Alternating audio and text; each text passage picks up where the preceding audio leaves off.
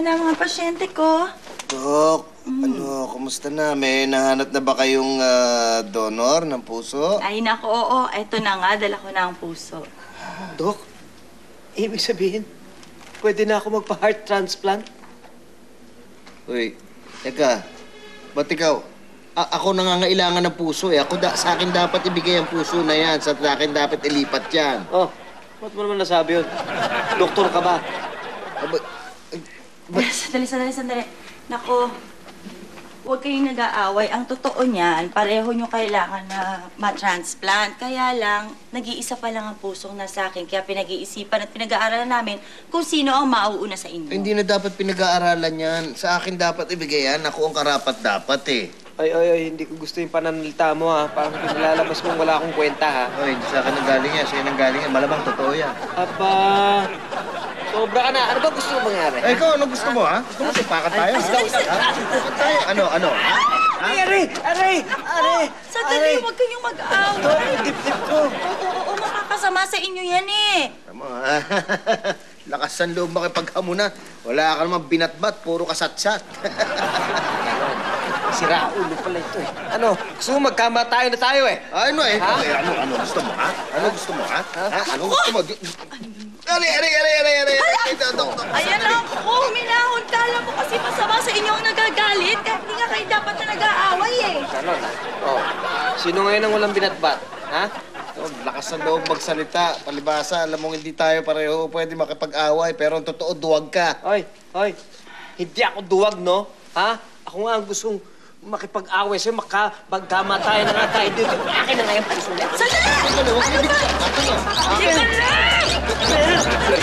lang! Hindi ko nga yan! Akin na yan! Akin na!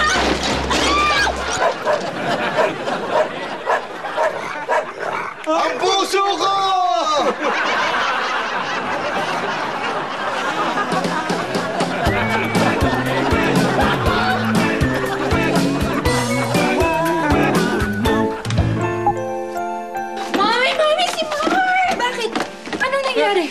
Walang hiya ka? Ako kalabanin mo, ha? Yan ang hirap sa'yo. Lagi ka nagpapakampi sa nanay mo. Eh, ano ngayon? Hindi naman tayo nag-aaway eh. Naglalaro lang tayo ng computer, oh. Nasa, pikon. Ano? May sasabihin ka ba? Ha? Hoy, ano ka ba? Inaaway mo na naman yung asawa mo. Pwede ba ayusin mo yung pakikipag-usap dyan? Sige, kampihan niyo yung anak niyo. Teka lang, baka nakakalimutan nyo. Bahay ko to. At nakakalimutan nyo rin na nakikitira lang kayo dito. O, ikaw, baka nakakalimutan mo. Ikaw ang anak ko, hindi siya.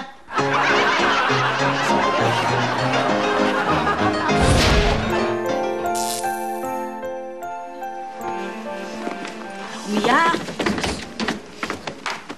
O, ano yan?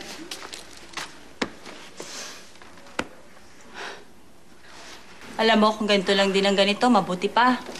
Maghiwalay na kayo ng anak ko. Tama nga si nanay. Maghiwalay na tayo. Yan naman ang hirap sa'yo eh. Pag nag-aaway tayo, nagpapakampi ka pa dyan sa nanay mo eh. Sabay pa kayo aalis. Hindi kami aalis ng anak ko.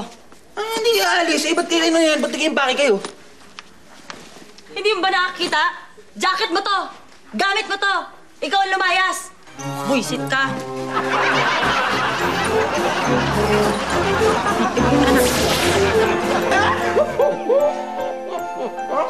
Sige, kampihan mo yung nanay mo. Ang yabang-yabang niya. Nakikitira lang naman siya dito sa bahay. Huwag ka naman ganyan magsalita. Nakikitira din tayo sa tatay niya. Di ka na nahiya kay Lolo.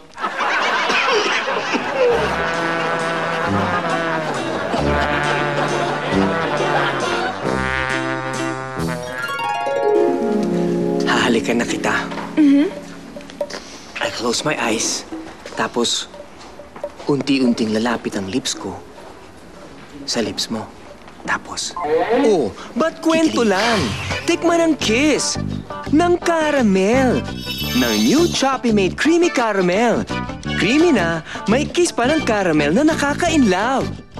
Sarap ng kiss na dapat matikman. New Choppy Made Creamy Caramel. May special intro price. salamat at sumama ka sa akin. Dahil dito sa lugar na ito, gusto ko halikan ang pinakamamahal ko. Eto na, gagawin ko na. Pipikit na ako. Ayan. Malapit na kita ngayon, Kat. Eto na. Ramdam na ramdam ko na. Eto na. Eto na. Hahalikan na kita. Eto na. Ang dami pa bang satsat. Atak na! Ah!